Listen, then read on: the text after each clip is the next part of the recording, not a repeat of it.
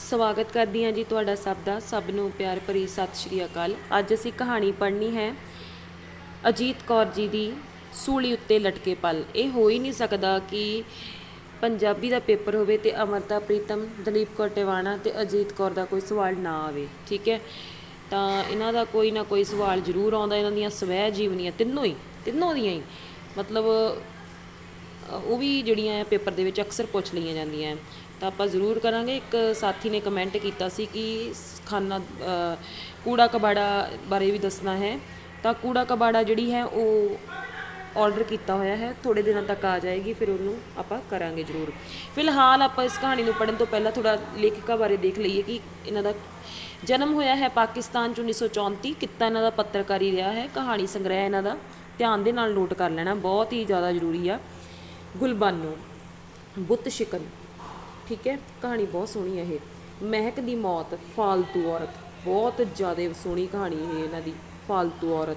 ਔਰ ਇਹ ਸਵਾਲ ਪੇਪਰ 'ਚ ਆਇਆ ਸੀ 3704 ਦੇ ਵਿੱਚ ਇਹ ਸਵਾਲ ਆਇਆ ਸੀ। ਠੀਕ ਹੈ ਜੀ, ਅਤੇ ਦਲੀਪ ਕੌਰ ਟਿਵਾਣਾ ਦੇ ਨਾਲ ਉਲਝ ਗਏ ਸੀ ਕੁਝ ਸਾਥੀ। ਠੀਕ ਹੈ, ਮੌਤ ਅਲੀ ਬਾਬੇ ਦੀ, ਸਾਵੀਆਂ ਚਿੜੀਆਂ, ਨਾ ਮਾਰੋ ਜੰਗਲ। ਠੀਕ ਹੈ, ਯਾਦ ਰੱਖਣਾ। 3 ਨਵੰਬਰ 84। ਅੱਗੇ ਇਹਨਾਂ ਦੀ ਸਵੈ ਜੀਵਨੀ ਖਾਨਾ ਬਦੋਸ਼ ਨੂੰ ਸਾਹਿਤ ਅਕਾਦਮੀ ਦਿੱਲੀ ਦਾ ਪੁਰਸਕਾਰ ਜਿਹੜਾ ਮਿਲਿਆ ਹੈਗਾ ਆ, ਸਵੈ ਜੀਵਨੀ। ਠੀਕ ਹੈ, ਖਾਨਾ ਬਦੋਸ਼। ਅਤੇ ਦੂਸਰਾ ਅਗਲਾ ਪਾਰਟ ਇਹਨਾਂ ਦਾ ਕੂੜਾ ਕਬਾੜਾ। ਠੀਕ ਹੈ, ਅੱਗੇ ਬਾਕੀ ਆਪਾਂ ਇਹਨਾਂ ਦੀ ਕਹਾਣੀ ਪੜ੍ਹਦੇ ਹਾਂ। ਬਹੁਤ ਹੀ ਜ਼ਿਆਦਾ ਪ੍ਰਸਿੱਧ ਕਹਾਣੀ ਹੈ ਇਹਨਾਂ ਦੀ। ਠੀਕ ਹੈ, ਪਾਤਰ ਵੀ ਨੋਟ ਕਰ ਲੈਣਾ। ਠੀਕ ਹੈ, ਇਸ ਤਰ੍ਹਾਂ ਆਪਣੀ ਬੈਠਕ ਵੀ ਬਣਦੀ ਹੈ ਔਰ ਸਿੱਖਣ ਨੂੰ ਤਾਂ ਮਿਲਦਾ ਹੀ ਮਿਲਦਾ ਹੈ। ਕਰਦੇ ਹਾਂ ਵੀ ਸ਼ੁਰੂ। ਥੋੜ੍ਹੀ ਆਵਾਜ਼ ਆਏਗੀ ਆਸੇ ਪਾਸਿਓ, ਘਰਦਿਆਂ ਨੇ ਕੂਲਰ ਲਾਇਆ ਹੋਇਆ ਵਾ ਗਰਮੀ ਦਾ ਕਰਕੇ। ਮੈਂ ਤਾਂ ਪੱਖਾ ਬੰਦ ਕਰਕੇ ਬਣਾ ਰਹੀ ਹਾਂ, ਪਰ ਹੁਣ ਉਹਨਾਂ ਨੂੰ ਕੌਣ ਕਵੇ ਹੈ ਨਾ, ਫਿਰ ਉਹਨਾਂ ਨੇ ਤਾਂ ਹੁਣ ਆਪਣਾ ਸੌਣਾ ਹੈਗਾ ਕਿ ਨਹੀਂ। ਚਲੋ ਕਰਦੇ ਆਪਾਂ ਕਹਾਣੀ। ਇਹ ਚੱਲਦਾ ਹੀ ਰਹਿੰਦਾ ਪੇਪਰ 'ਚ ਵੀ, ਜਿੱਥੇ ਬੈਠਣਾ ਉੱਥੇ ਵੀ ਤਾਂ ਰੌਲਾ ਆਉਣਾ ਨਾ। ਅੱਛਾ, ਐਤਵਾਰ ਸਵੇਰੇ ਜਦੋਂ ਉਹ ਸੁੱਤੀ ਉੱਠੀ ਤਾਂ ਕਰੁਣਾ ਨੂੰ ਸਮਝ ਨਹੀਂ ਸੀ ਆ ਰਹੀ ਕਿ ਅੱਜ ਦਾ ਦਿਨ ਉਹ ਲੀਨੂ ਨੂੰ ਕਿੰਜ ਬਿਤਾਵੇ। ਐਤਵਾਰ ਸੀ, ਕਰੁਣਾ ਦਾ ਮਨ ਬਿਸਤਰੇ ਵਿੱਚ ਉੱਠਣ ਉੱਤੇ ਨਹੀਂ ਸੀ ਕਰਦਾ। ਇੱਕ ਅਜੀਬ ਅਦਹੋਸ਼ੀ, ਇੱਕ ਅਜੀਬ ਸਥਿਰਤਾ ਉਹਦੇ ਅੰਗ ਸੰਗ ਉੱਤੇ ਕਾਈ ਵਾਂਗੂ ਜੰਮ ਗਈ ਸੀ। ਕਿੰਨੀਆਂ ਹੀ ਰਾਤਾਂ ਹੋ ਗਈਆਂ ਸਨ, ਖੁੱਭ ਕੇ ਨਿੰਦਰ ਨਹੀਂ ਸੀ ਆਈ ਉਹਨੂੰ। ਰੋਜ਼ ਸਵੇਰੇ ਜਦੋਂ ਬਿਸਤਰੇ ਵਿੱਚ ਉੱਠਦੀ ਉਹਨੂੰ ਲੱਗਦਾ ਮੀਲਾਂ ਦੇ ਮੀਲ ਸਾਰੀ ਰਾਤ ਉਹ ਟੁਰਦੀ ਰਹੀ। ਸੱਤੀ ਸਵੇਰੀ ਜਦੋਂ ਲੋਕ ਹੌਲੇ ਫੁੱਲ ਹੋ ਕੇ ਜਾਗਦੇ, ਉਹ ਮਣਾ ਮੂੰਹੀ ਥਕਾਵਟ ਨਾਲ ਲੱਦੀ ਹੋਈ ਜਾਗਦੀ। ਅਤੇ ਅੱਜ ਰਾਤ ਤਾਂ ਨੀਂਦਰ ਉਹਨੂੰ ਉੱਕਾ ਹੀ ਨਹੀਂ ਸੀ ਆਈ। ਪ੍ਰਭਾਤ ਵੇਲੇ ਕੁੱਕੜ ਬੋਲਦੇ ਉਹਨੇ ਸੁਣੇ ਸਨ। ਹੌਲੀ ਜਿਹੀ ਉੱਠ ਕੇ ਉਹ ਲੀਨੋ ਦੀ ਮੰਜੀ ਉੱਤੇ ਜਾ ਕੇ ਲੇਟ ਗਈ ਸੀ ਅਤੇ ਉਸਨੂੰ ਸੁੱਤੀ ਪਈ ਨੂੰ ਵੇਖਦੀ ਰਹੀ। ਫਿਰ ਉਸਨੇ ਉਹਦੀ ਛੋਟੀ ਜਿਹੀ ਗੋਲ ਗੱਲ ਨਾਲ ਆਪਣੀ ਗੱਲ ਜੋੜੀ ਅਤੇ ਪਤਾ ਨਹੀਂ ਕਿਸ ਵੇਲੇ ਉਹਦੀ ਅੱਖ ਲੱਗ ਗਈ। ਸਵੇਰ ਜਾਗੀ ਤਾਂ ਕਰੁਣਾ ਸੋਚਣ ਲੱਗੀ, ਅੱਜ ਦਾ ਦਿਨ ਕਿਸ ਤਰ੍ਹਾਂ ਬਿਤਾਵੇ। ਸੁੱਤੀ ਰਹੇ, ਲੇਟੀ ਰਹੇ ਜਾਂ ਉੱਠ ਜਾਏ। ਬੜੀ ਦੇਰ ਉਸੇ ਤਰ੍ਹਾਂ ਲੇਟੀ ਰਹੀ। ਲੀਨੂ ਨੇ ਪੱਧਰੇ ਆਉਂਦੇ ਜਾਂਦੇ ਸਾਹਾਂ ਨੂੰ ਸੁਣਦੀ ਰਹੀ। ਉਹਦੀ ਨੌਕਰਾਣੀ ਨੇ ਜਦੋਂ ਗਰਮ ਪਿਆਲਾ ਚਾਹ ਦਾ ਲਿਆ ਕੇ ਉਹਦੇ ਕੋਲ ਛੋਟੇ ਮੇਜ਼ ਉੱਤੇ ਰੱਖ ਦਿੱਤਾ ਤਾਂ ਉਹ ਉੱਠ ਬੈਠੀ। ਬੀਬੀ, ਅੱਜ ਕਿਆ ਬਾਤ ਹੋਈ, ਉਠੋਗੀ ਨਹੀਂ? ਕੁਝ ਨਹੀਂ ਕਟੋਰੀਆ, ਬਸ ਅੱਜ ਐਤਵਾਰ ਆ ਨਾ। ਅੱਜ ਐਤਵਾਰ ਹੈ ਅਤੇ ਕੱਲ੍ਹ ਸੋਮਵਾਰ, ਅਤੇ ਸੋਮਵਾਰ ਸਵੇਰੇ ਹੀ। ਬਸ ਬਸ ਬਸ, ਕੁਝ ਨਾ ਸੋਚ, ਉਹਦੇ ਅੰਦਰੋਂ ਚੀਕਿਆ। ਚਾਹ ਦਾ ਕੱਪ ਖ਼ਤਮ ਕਰਕੇ ਉਹਨੇ ਵਾਪਸ ਮੇਜ਼ ਉੱਤੇ ਰੱਖ ਦਿੱਤਾ। ਉਹਨੂੰ ਲੱਗਾ ਉਹਦੇ ਸਿਰ ਵਿੱਚ ਕਿਸੇ ਹਨੇਰੀ ਦੇ ਵਗਣ ਦਾ ਸ਼ੋਰ ਹੈ, ਘੱਟੇ ਦਾ ਗਬਾਰ ਹੈ, ਦੂਰੋਂ ਆਉਂਦੀ ਹੁੰਕਾਰ ਹੈ ਅਤੇ ਸਭ ਕੁਝ ਦਿਸਦਾ ਨਹੀਂ, ਕੁਝ ਸੁਣਦਾ ਨਹੀਂ। ਅੱਜ ਐਤਵਾਰ ਅਤੇ ਕੱਲ੍ਹ ਸੋਮਵਾਰ ਸਵੇਰੇ ਕਰੁਣਾ ਨੇ ਘੜੀ ਵੱਲ ਤੱਕਿਆ। 8:30 ਵਜੇ ਸਨ।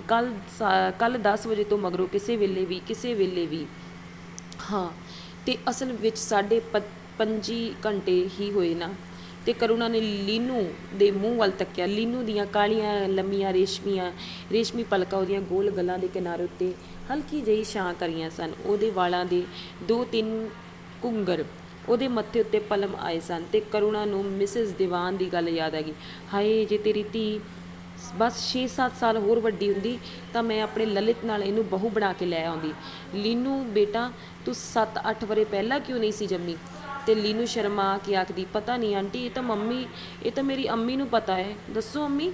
ਪਤਾ ਨਹੀਂ ਕੀ ਸੀ, ਮੁਸਕਰਾਹਟ ਸੀ ਕਿ ਕੋਈ ਅਥਰੂ ਸੀ ਕਿ ਕੋਈ ਸਾਹ ਸੀ ਜਿਹੜਾ ਕਰੁਣਾ ਦੇ ਸੰਗ ਵਿੱਚ ਆ ਕੇ ਅੜ ਗਿਆ। ਕਰੁਣਾ ਨੇ ਇੱਕ ਖਾਲੀ ਘੁੱਟ ਭਰਿਆ, ਸੰਘੂ ਹੇਠਾਂ ਕਿਸੇ ਚੀਜ਼ ਨੂੰ ਲੰਘਾਉਣ ਦੀ ਕੋਸ਼ਿਸ਼ ਕੀਤੀ। ਕਰੁਣਾ ਬੇਧਿਆਨੀ ਅਖਬਾਰ ਵੇਖਣ ਲੱਗੀ। ਸਪਰੂ ਹਾਊਸ ਵਿੱਚ ਬੱਚਿਆਂ ਦੀਆਂ 2 ਚੰਗੀਆਂ ਫਿਲਮਾਂ ਲੱਗੀਆਂ ਸਨ। ਹਾਂ, ਇਹ ਠੀਕ ਹੈ, ਲੀਨੂ ਨੂੰ ਲੈ ਜਾਂਦੀ ਹਾਂ, ਫਿਰ ਪਤਾ ਨਹੀਂ ਕਿ ਕਰੁਣਾ ਨੇ ਲੀਨੂ ਨੂੰ ਉਠਾਇਆ, ਤਿਆਰ ਕੀਤਾ।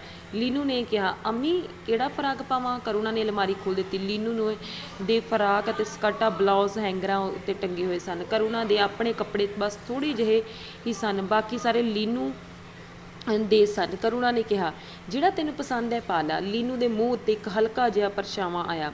ਉਹਨੇ ਆਪਣੀ ਮਾਂ ਦੇ ਮੂੰਹ ਵੱਲ ਤੱਕਿਆ। ਕਰੁਣਾ ਦੂਜੇ ਪਾਸੇ ਤੱਕਣ ਲੱਗੀ। 2 ਕਦਮ ਉੱਧਰ ਹੋ ਕੇ ਮੇਜ਼ ਤੋਂ ਐਵੇਂ ਹੀ ਕੋਈ ਕਿਤਾਬ ਚੁੱਕ ਕੇ ਸਿੱਧੀ ਕਰਕੇ ਰੱਖਣ ਲੱਗ ਪਈ। ਪਿੱਛੋਂ ਹੋ ਰਹੀ ਖਟਰ ਖਟਰ ਤੋਂ ਉਹਨੇ ਅੰਦਾਜ਼ਾ ਲਾਇਆ ਕਿ ਲੀਨੂ ਹੈਂਗਰ ਤੋਂ ਕੋਈ ਕੱਪੜਾ ਲਾ ਰਹੀ ਹੈ। ਕਰੁਣਾ ਨੇ ਤੱਕਿਆ। ਉਹਨੇ ਕਾਲਾ ਸ਼ੀਸ਼ਿਆਂ ਵਾਲਾ ਸਕਰਟ ਲਾਇਆ ਤੇ ਕਾਲੇ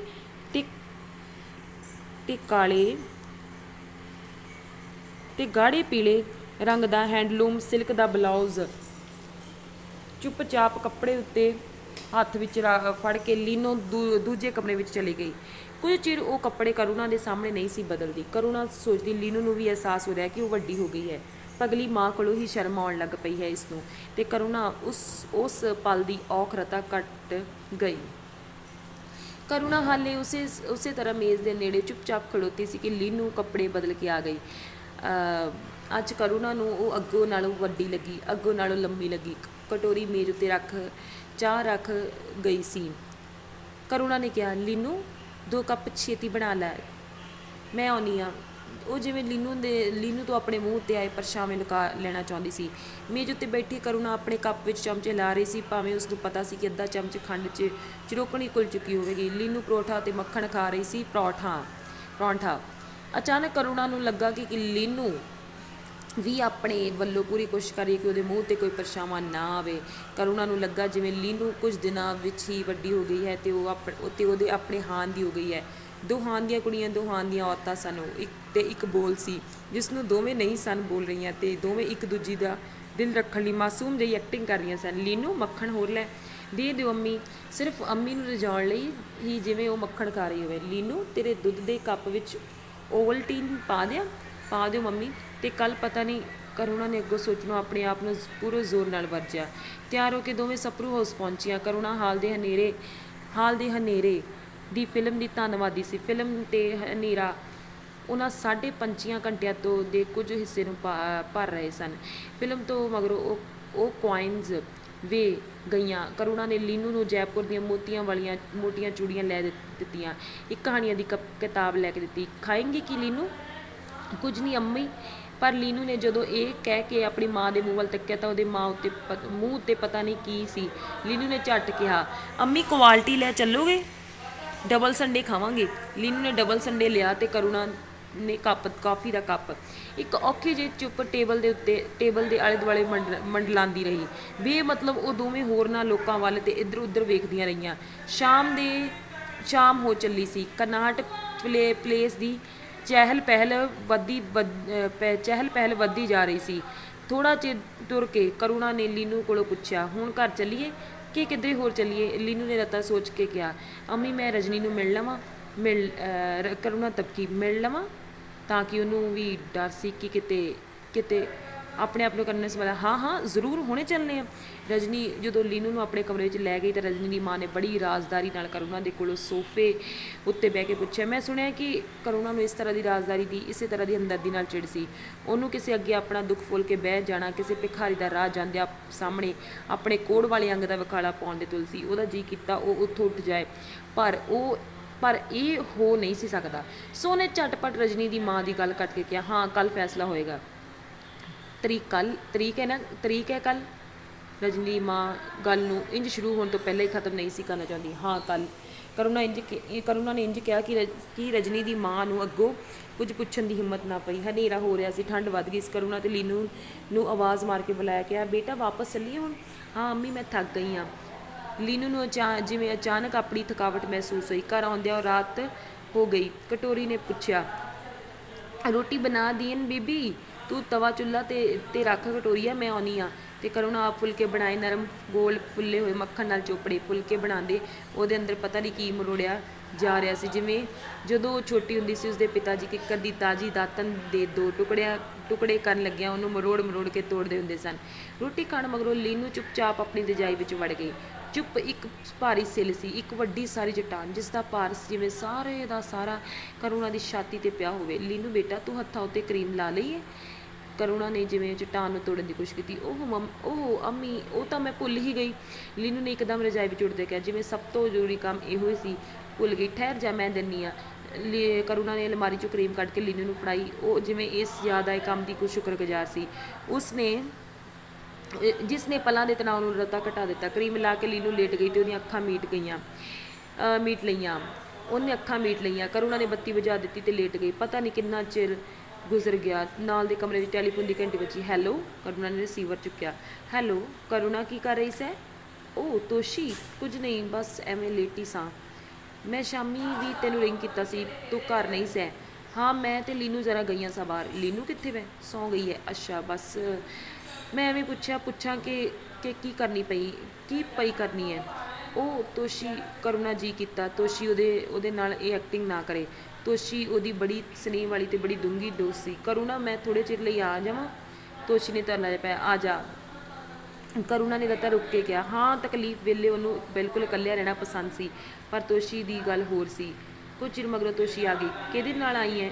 ਡਰਾਈਵਰ ਆਇਆ ਹੈ, ਗੱਡੀ ਖੜੀ ਹੈ ਥੱਲੇ। ਦੋਵੇਂ ਚੁੱਪਚਾਪ ਬੈਠੀਆਂ। ਕਾਫੀ ਦਾ ਕੱਪ ਪੀਏਂਗੀ? ਕੋਈ ਲੋੜ ਨਹੀਂ ਇਸ ਵੇਲੇ। ਤੋਸ਼ੀ ਦੇ ਖੰਘ ਵਿੱਚ ਕੁਝ ਅਟਕ ਰਿਹਾ ਸੀ। ਬਈ ਇੱਕ ਗਰਮ ਕੱਪ ਉੱਤੇ ਮੇਰਾ ਦਿਲ ਕਰ ਰਿਹਾ ਹੈ। ਕਰੁਣਾ ਨੇ ਸਿਰਫ ਕੁਝ ਕਰਨ ਲਈ ਕਿਹਾ। ਚੰਗਾ ਠੀਕ ਹੈ। ਕਰੁਣਾ ਨੇ ਬਿਜਲੀ ਦੀ ਕੇਤਲੀ ਲਈ ਉਸ ਕਮਰੇ ਵਿੱਚ ਹੀ ਉਹਦਾ ਪਲੱਗ ਲਾ ਦਿੱਤਾ ਤੇ ਆ ਕੇ ਦੀਵਾਨ ਤੇ ਬਹਿ ਗਈ। ਤੋਸ਼ੀ ਨੇ ਇੱਕ ਪਲ ਕਰੁਣਾ ਵੱਲ ਤੱਕਿਆ, ਫਿਰ ਉਹ ਦੂਜੇ ਪਾਸੇ ਤੱਕਣ ਲੱਗੀ। ਇਹੋ ਜਿਹੇ ਵੇਲੇ ਕੋਈ ਕਿਸੇ ਨੂੰ ਕੀ ਆਖੇ। ਉਹਨੇ ਇੱਕ ਡੂੰਘਾ ਸਾਹ ਭਰਿਆ ਤੇ ਫਿਰ ਉਹਨੂੰ ਹੌਲੀ ਜਿਹੀ ਬਾਹਰ ਕੱਢਣ ਲੱਗੀ ਤਾਂ ਜੋ ਕਰੁਣਾ ਉਸਦੀ ਸਾਹ ਦੀ ਆਵਾਜ਼ ਨਾ ਸੁਣ ਸਕੇ। ਉਹ ਔਖੀ ਤੇ ਭਾਰੀ ਚੁੱਪ ਵਿੱਚ ਦੋਵਾਂ ਨੂੰ ਕੇਤਲੀ ਵਿੱਚ ਗੁਨਗੁਨਾਉਂਦੇ ਪਾਣੀ ਦੀ ਆਵਾਜ਼ ਸੁਣਾਈ ਦੇਣ ਲੱਗ ਪਈ ਸੀ। ਕਰੁਣਾ ਨੂੰ ਪਤਾ ਸੀ ਕਿ ਹਾਲੀ ਪਾਣੀ ਉਬਲਿਆ ਨਹੀਂ, ਫਿਰ ਵੀ ਉਹਨੇ ਉੱਠ ਕੇ ਕੇਤਲੀ ਦਾ ਢੱਕਣ ਲਾ ਕੇ ਉਹਦੇ ਅੰਦਰ ਝਾਕਿਆ। ਕੇਤਲੀ ਦੇ ਪਾਸਿਆਂ ਵੱਲ ਪਾਣੀ ਦੀਆਂ ਨਿੱਕੀਆਂ ਗੋਲੀਆਂ ਮੋਤੀਆਂ ਦੇ ਦਾਣਿਆਂ ਵਾਂਗ ਪਰੋਤੀਆਂ ਜਾ ਰਹੀਆਂ ਸਨ। ਕਰੁਣਾ ਨੇ ਢੱਕਣ ਫੇਰ ਰੱਖ ਦਿੱਤਾ। ਠੰਡ ਵਿੱਚ ਗਰਮ ਕਾਫੀ ਦਾ ਪਿਆਲਾ ਵੀ ਕਿੰਨੀ ਖੁਸ਼ੀ ਦਿੰਦਾ ਹੈ, ਕਰੁਣਾ ਨੇ ਕਿਹਾ।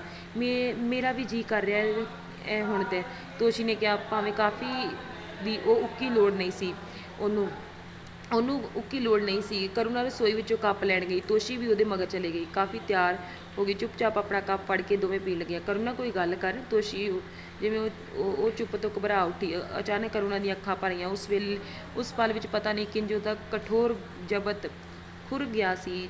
ਕਰੁਣਾ ਦੇ ਹੱਥ ਲਰਜ਼ ਰਹੇ ਸਨ। ਪਿਆਲਾ ਉਹਨੇ ਮੇਜ਼ ਉੱਤੇ ਰੱਖ ਦਿੱਤਾ। ਤੋਸ਼ੀ ਨੇ ਹੱਥ ਵਧਾ ਕੇ ਕਰੁਣਾ ਦੀਆਂ ਉਂਗਲਾਂ ਨੂੰ ਛੂਹਿਆ ਤੇ ਪੋਲੀ ਜਿਹੀ ਉਹਨੂੰ ਥਾਪੜ ਦਿੱਤੀ। ਤੋਸ਼ੀ ਉੱਠ ਕੇ ਬਾਹਰ ਗਈ। ਕਾਰ ਸਟਾਰਟ ਹੋਣ ਦੀ ਆਵਾਜ਼ ਆਈ। ਵਾਪਸ ਆ ਕੇ ਤੋਸ਼ੀ ਨੇ ਕਿਹਾ, ਮੈਂ ਡਰਾਈਵਰ ਦੇ ਸੁਨੇਹਾ ਭੇਜ ਦਿੱਤਾ ਕਿ ਰਾਤੀ ਮੈਂ ਇੱਥੇ ਹੀ ਰਹਾਂਗੀ।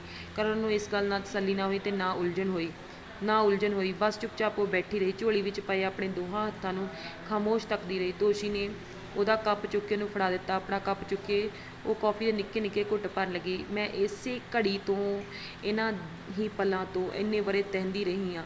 ਇਸ ਘੜੀ ਤੋਂ ਡਰਦਿਆਂ ਮੈਂ 13 ਵਰ੍ਹੇ ਉਸ ਘਰ ਵਿੱਚ ਕੱਟੇ ਜਿੱਥੇ ਮੈਂ ਹਰ ਰੋਜ਼ ਮਰਦੀ ਰਹੀ। ਕਰੁਣਾ ਜਿਵੇਂ ਬਹੁਤੀ ਆਪਣੇ ਆਪ ਨਾਲ ਤੇ ਥੋੜ੍ਹੀ ਤੋਸ਼ੀ ਨਾਲ ਗੱਲ ਕਰ ਰਹੀ ਸੀ। ਤੋਸ਼ੀ ਚੁੱਪ ਸੀ। ਜਦੋਂ ਵੀ ਕਦੇ ਉਹ ਉਸ ਘਰ ਦੀਆਂ ਦਲੀਜਾਂ ਤੋਂ ਬਾਹਰ ਜਾਣ ਦਾ ਖਿਆਲ ਆਇਆ, ਲੀਨੂ ਦਾ ਮੂੰਹ ਮੇਰੇ ਅੱਗੇ ਆ ਖਲੋਤਾ। ਇਸ ਘੜੀ ਤੋਂ ਡਰਦਿਆਂ ਮੇਰੇ ਪੈਰ ਵੱਜ ਜਾਂਦੇ ਰਹੇ। ਵੇ ਕਰੁਣਾ, ਇੱਕ ਵਾਰ ਹਿੰਮਤ ਕਰਕੇ ਤੂੰ ਇੱਕ ਕਦਮ ਚੁੱਕਿਆ ਹੈ, ਹੁਣ ਜੀ ਛੋਟਾ ਨਾ ਕਰ। ਨਹੀਂ ਤੋਸ਼ੀ, ਦਿਲ ਤੇ ਮੈਂ ਬਿਲਕੁਲ ਪੱਕਾ ਕੀਤਾ ਹੋਇਆ ਹੈ, ਪਰ ਉਹਦੇ ਅੰਦਰ ਕੁਝ ਤੁਰੰਡਿਆ ਜਾ ਰਿਹਾ ਸੀ। ਉੱਠ ਕੇ ਉਹਨੇ ਕੇਤਲੀ ਵਿੱਚ ਹੋਰ ਪਾਣੀ ਪਾ ਦਿੱਤਾ ਤੇ ਫਿਰ ਪਲੱਗ ਲਾ ਦਿੱਤਾ। ਉੱਠਣ ਬਹਿਣ ਨਾਲ ਉਹਨੇ ਆਪਣੇ ਆਪ ਨੂੰ ਕੇਤਲੀ ਵਿੱਚ ਸੰਭਾਲਣ ਦੀ ਕੋਸ਼ਿਸ਼ ਕੀਤੀ। ਖਿਲਰੇ ਜਾਂਦੇ ਖਿਆਲਾਂ ਨੂੰ ਇਕੱਠੇ ਕਰਨ ਦੀ ਕੋਸ਼ਿਸ਼ ਤੇ। ਵਕੀਲ ਨੂੰ ਮਿਲੀ ਸੈ? ਨਹੀਂ, ਕੱਲ੍ਹ ਮਿਲੀ ਸੈ। ਕੁਝ ਆਖਦਾ ਸੀ? ਉਹੀ ਗੱਲ ਕਿ ਬੱਚਾ ਮਾਂ ਜਾਂ ਪਿਓ ਵਿੱਚੋਂ ਕਿਸ ਨੂੰ ਦਿੱਤਾ ਜਾਏ, ਇਸ ਬਾਰੇ ਜੱਜ ਦੀ ਮਰਜ਼ੀ ਹੈ, ਜਿਵੇਂ ਉਹ ਠੀਕ ਸਮਝੇ। ਜਹਨਮ ਵਿੱਚ ਜਾਏ ਇਹ ਕਾਨੂੰਨ। ਮਾਂ ਦਾ ਬੱਚੇ ਉੱਤੇ ਹੱਕ ਨਹੀਂ? ਮਾਂ ਜੰਮੇ ਪਾਲੇ ਮਾਂ, ਜਫਰ ਜਾਲੇ ਮਾਂ। ਤੋਸ਼ੀ ਝੁੰਝਲਾ ਰਹੀ ਸੀ ਤੇ ਕਰੁਣਾ ਸਾਰੇ ਜਫਰ ਜਾਲੇ ਹੋਏ ਯਾਦ ਆ ਰਹੇ ਸਨ। ਕਿੰਜ ਲੀਨੂ ਨੂੰ ਉਸਨੇ ਪਾਲਿਆ, ਕਿੰਜ ਮਾਂ ਤੇ ਪਿਓ ਦੋਵਾਂ ਦਾ ਪਿਆਰ ਉਹ ਇਕੱਲੀ ਹੀ ਉਹਨੂੰ ਦਿੰਦੀ ਰਹੀ ਸੀ। ਕਿੰਜ ਆਨੰਦ ਦੇ ਦਿਲ ਵਿੱਚ ਆਪਣੀ ਬੱਚੀ ਲਈ ਰਤਾ ਮੋਹ ਨਹੀਂ। ਸ਼ੇਰ ਚੀਤੇ ਵੀ ਆਪਣੇ ਬੱਚਿਆਂ ਨਾਲ ਮੋਹ ਕਰਦੇ ਹੋਏ ਤੇ ਉਹਨਾਂ ਦੀ ਰਾਖੀ ਕਰਦੇ, ਪਰ ਇਹ ਆਨੰਦ ਸੀ ਕਿ ਇਸ ਆਨੰਦ ਨੂੰ ਵੀ ਤੰਗ ਕਰਨ ਦਾ ਬਸ ਇਹੋ ਤਰੀਕਾ ਲੱਭਿਆ। ਢਾਈਆਂ ਵਰ੍ਹਿਆਂ ਵਿੱਚ ਮਸਾਂ ਤੂੰ ਇਹ ਘਰ ਬਣਾਇਆ ਸੀ। ਲੀਨੂ ਵੀ ਸਿਆਣੀ ਹੋ ਗਈ ਹੈ। ਇੰਨੇ ਸਾਲਾਂ ਮਗਰੋਂ ਰਤਾ ਤੈਨੂੰ ਚੈਨ ਮਿਲਿਆ ਹੈ ਤੇ ਹੁਣ ਸੂ ਅਰਜੀ ਕਰ ਦਿੱਤੀ ਬਈ ਬੱਚੇ ਮੈਨੂੰ ਸੌਂਪੀ ਜਾਏ।